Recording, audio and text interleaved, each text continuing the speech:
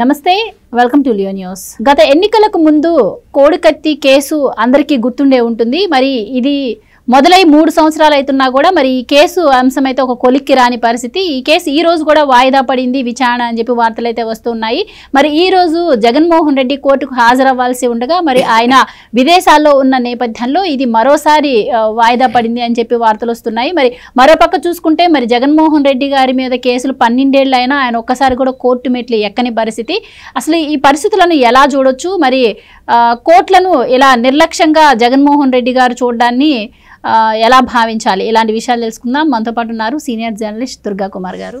నమస్కారం. నమస్కారం మన వీక్షకులకు. సార్, కోడికత్తి కేసు గత 3 సంవత్సరాల నుంచి మనం చూస్తూనే ఉన్నాము. జనుపల్లి శ్రీనివాస్ అనే వ్యక్తి కోర్టు చుట్టూ తిరుగుతూనే ఉన్నారు. ఒక్కసారి జగన్మోహన్ రెడ్డి కోర్టుకు వస్తే ఈ కేసు అప్పటితో క్లోజ్ అయిపోతూ ఉండేది. సో ఆయన సగం జీవితం కూడాను జైల్లోనే గడిచిందనే చెప్పొచ్చు. సో అసలు మరి అంటే ఆయన తప్పు చేశాడో లేదో తెలియకుండానే, అంటే ఎవరైతే నిందారోపణ చేస్తున్నారో ఆ వ్యక్తి ఫస్ట్ కోర్టుకు వస్తేనే అతను చేశాడా లేదా అన్నది తెలుస్తుంది. అతను మరి ఇన్ని సంవత్సరాలు అన్యాయంగా జైలు శిక్ష అనుభవించినట్టే అనుకోవచ్చా? ఎందుకు జగన్మోహన్ రెడ్డి గారు మరి కోర్టుకు హాజరవ్వట్లేదంటారు? మీరేం చెప్తారు? పిల్లికి చెలగాటం ఎలుకకి ప్రాణ సంకటం అని ఊళ్ళల్లో ఒక సామెత ఉంటుందమ్మా. పిల్లి ఎలుకతో చెలగాటం ఆడుతూ ఉంటుంది. అది సంపాలని దానికి ఉద్దేశం లేకపోవచ్చు, కానీ అది ఎప్పుడు గట్టిగా కొరికినా ఎలుక చచ్చిపోతుంది. ఇప్పుడు అలా ఉంది ఇప్పుడు పరిస్థితి. ఈ జగన్మోహన్ రెడ్డి గారు ముఖ్యమంత్రి అయిన తర్వాత నా ఎస్సీలు, నా ఎస్టీలు, నా మైనార్టీలు అంటమే కానీ వాళ్ళ పట్ల ఆయన నిజంగా ఆదరణ చూపింది ఏం లేదు. ఆ విషయం ఆ వర్గాలకి తెలుసు, దళిత నాయకులకు కూడా తెలుసు. ఇప్పుడు మీరు చెప్పిన ఈ కేసు ఎయిర్పోర్ట్లో ఎన్నికలకి ముందుగా ఒక డ్రామాగా జరిగిన కేసు. అది ఆ కత్తికి 2 సార్లు స్టెరిలైజ్ చేసి అతను ఈయన్ని ఇలా ముచ్చటము, ఆయన పెద్ద ధీరోదత్తంగా నాకు గాయమైనా సరే నేను ఆంధ్రప్రదేశ్లో నేను వైద్యం తీసుకోను, నేను వెళ్ళిపోతాను అని సినిమాల్లో కనుక ఫైరింగ్ చేస్తే హీరోకి బుల్లెట్లు తగులుతాయి అన్నట్టు. తగిలితే ఆయన ఏం చేస్తాడంటే ఇట్లా పెట్టి పీకేసి ఇట్లా పారేస్తారు. ఆ లెవెల్లో ఈయన నేనేం వైద్యం తీసుకొని నేను వెళ్ళిపోతానని చెప్పి, ఎందుకంటే ఆయనకి తెలుసు ఆయనకి జరిగింది చిన్న గాయం అని, అది కూడా మా వాళ్ళే చేయించారని, ఎన్నికల్లో సానుభూతి కోసం అని. అదే కనుక నిజంగా ఆయనకి ప్రాణభయం ఉంటే ఆ పొడిచిన కత్తి పాయిజన్ కనుక అయ్యి ఉంటే నాకు ప్రమాదం అని లోకల్గా వైద్యం తీసుకుంటారు కదా. ఆయన హైదరాబాద్ వచ్చి మొన్న అభిషేక్ రెడ్డి చనిపోయిన హాస్పిటల్, అది వాళ్ళకి ప్రైవేట్ ఒక వాళ్ళ రిలేటివ్స్ సంబంధించింది అనమాట. ఆ హాస్పిటల్లో పెద్ద డ్రామా చేసి దానికి ఒక పెద్ద ట్రీట్మెంట్ తీసుకున్నట్టు, కట్లు కట్టినట్టు ఇవన్నీ చేశారు. వివేకానంద రెడ్డి గారి శవానికి గనక కట్లు కుట్లు వేసిన తీరులో దాన్ని మ్యాగ్నిఫై చేసి, అంటే ఎలక్షన్లో ఒక సానుభూతి రావాలని.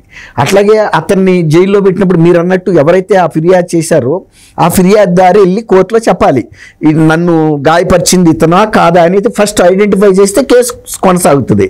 అసలు ఆ కేసుని ఐడెంటిఫై చేయకుండా అతన్ని కనీసం 5 సంవత్సరాల పాటు శిక్ష అనుభవించే పరిస్థితి. ఆయన ఉన్నది ఎక్కడ? విజయవాడలోనే. తర్వాత చీఫ్ మినిస్టర్ అయిపోయాడు కొద్ది రోజుల్లోనే.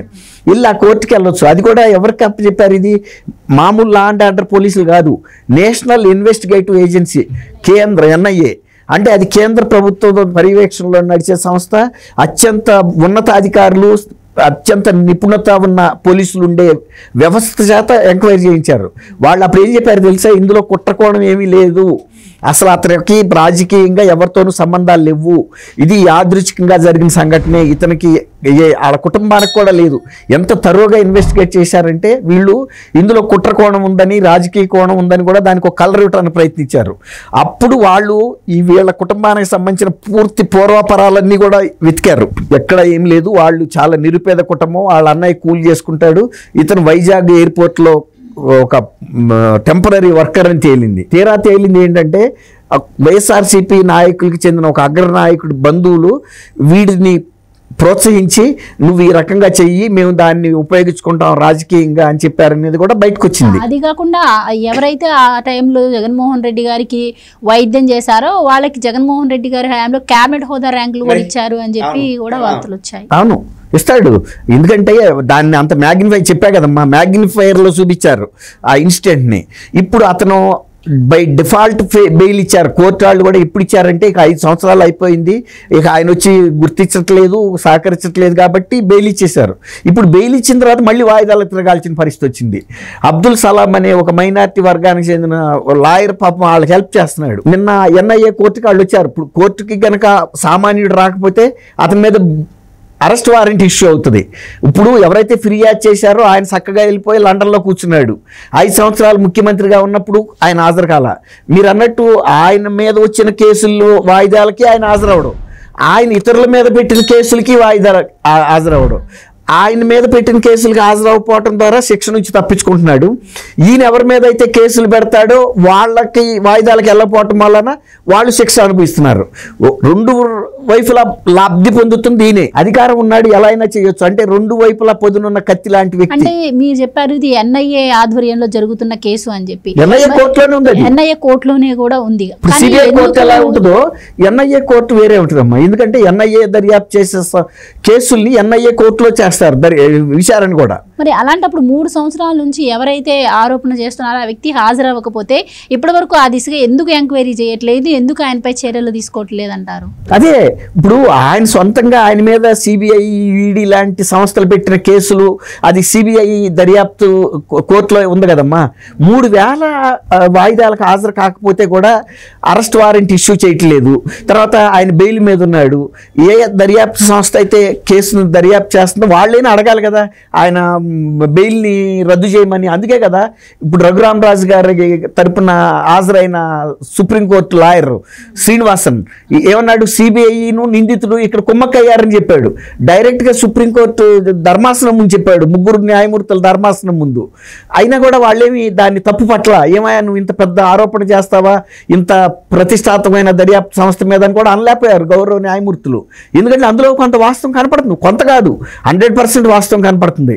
అట్లాగే ఇప్పుడు మీరు అన్నట్టు ఇప్పుడు ఆయనకు వాయిదా పలానా రోజు ఉన్నప్పుడు ఎన్ఐఏ కోర్టుకి ఆయన చెప్పాలి కదా, నేను ఇక్కడ ఉండలేదు కాబట్టి అసలు మీరు ఇక్కడ వాయిదా నాకు దయచేసి ఈ కేసుని విచారణని నేను ఫలానా రోజు వస్తా కాబట్టి అప్పుడు వరకు వాయిదాలని తీసేయమంటే ఇప్పుడు ఆ నిరుపేద వ్యక్తి వైజాగ్ నుంచి విజయవాడ దాకా రావాల్సిన అవసరం లేదు కదా.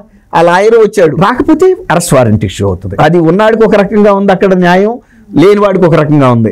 అందులో వ్యవస్థల్ని చంద్రబాబు నాయుడు గారు మేనేజ్ చేస్తాడని సజ్జల రామకృష్ణారెడ్డి గారు చెబుతున్నాడు. ఆయన కనుక వ్యవస్థలు మేనేజ్ చేసే కెపాసిటీ కనుక చంద్రబాబు నాయుడు గారికి ఉంటే అకారణంగా ఒక కేసులో అరెస్ట్ అవటం 53 రోజులు జైల్లో ఉండాల్సిన పరిస్థితి లేదు కదా. ఇప్పుడు ఈయన మీద ఇన్ని పెద్ద కేసులు ఉండి కూడా వాయిదాలకు వెళ్ళిపోయినా ఆయన మీద అరెస్ట్ వారెంట్ లేదు. తర్వాత బెయిల్ ఎప్పుడో ఇచ్చిన బెయిల్ని రద్దు చేయమని సిబిఐ అడగటం లేదు. తర్వాత అతను ఆ కుర్రాడి మీద కోడికత్తి కేసు పెట్టాడు కదా, వచ్చి ఐడెంటిఫై చేయట్లేదని ఎందుకు అని ఎన్ఐఏ లాంటి కోర్టు కూడా అడగలేకపోతుంది. అండ్ ఇంకోటిసారి ఇప్పుడు ప్రతి ఎలక్షన్ టైంలో ఒక అమాయకుడు అయితే బలవుతున్నాడు. మొన్న ఎలక్షన్ టైంలో కూడా మనం చూసాం కదా, సతీష్. సో దీనిపైన కరెక్ట్ గా ఎంక్వైరీ జరిగితేనే ఫ్యూచర్ లో ఎలాంటివి జరగకుండా ఉండే అవకాశం కూడా ఉంటుంది. సో మీరేమంటారు? సొంత కుటుంబీకులు కూడా అదే చెబుతున్నారు. ఎలక్షన్లు వస్తుంటే మా కుటుంబాల్లో కూడా మేము భయపడుతున్నామని చెబుతున్నారు. కిందటిసారి వివేకానంద రెడ్డి గారు హత్య చేసి చంద్రబాబు నాయుడు గారి మీద తీశాడు, దాని వల్ల లబ్ధి పొందాడు. అట్లా ఎన్నికలు వచ్చినప్పుడల్లా ఎవరో ఒకళ్ళని బలిపెట్టి బయట పెడుతున్నాడు. కుటుంబాన్ని కూడా, కుటుంబం ఏమి మినహాయింపు కాదు ఇక్కడ, వాళ్ళు కూడా భయపడుతున్నారు. కిందసారి విజయం గారు ఆ టైంలో అమెరికా వెళ్ళటం కూడా దీని మూలాన అనేది కూడా బయటకు వచ్చింది.